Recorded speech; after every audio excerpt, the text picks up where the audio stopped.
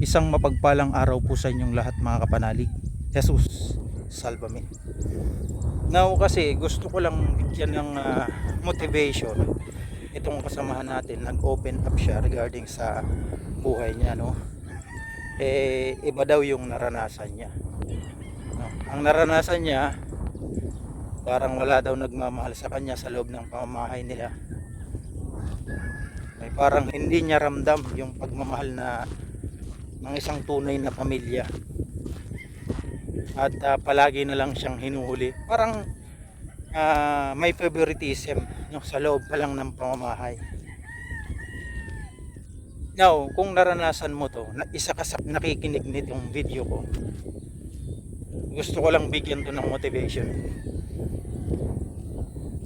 Eto, kapag naranasan mo yan, mapalad ka, maswerte ka, it is good for you.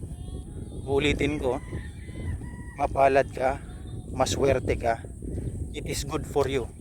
Alam mo kung bakit? Kasi nasa loob ka pa lang ng pamamahay nyo, ginahasa ka na, tinitrain na yung utak mo, ginagawa ka ng matatag. At paglabas mo dyan sa bahay nyo, ipapakita niya at makikita mo ang realidad, ang eksaktong itsura ng mundo.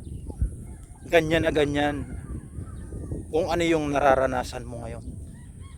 Ang mundo kasi kupal eh. Pagka hindi ka magaling, itsapwera ka. Pagka hindi ka magaling, nasa hulihan ka palagi. Ang mundo punong-puno ng favoritism. Ganun klase ang realidad ng mundo. Okay? Kaya kapag naranasan mo yan simula sa pagkabata mo, mapalad ka, maswerte ka, it is good for you upang maging matatag ka. At sigurado, mahaba ang tatakbuhin mo, malayo ang mararating mo. At higit sa lahat, tandaan mo to, mapalad ang mga nagpapakababa, mapalad ang mga mapagkumbaba, dahil mamanahin nila ang mundo. Yun lang kapatid. God bless you.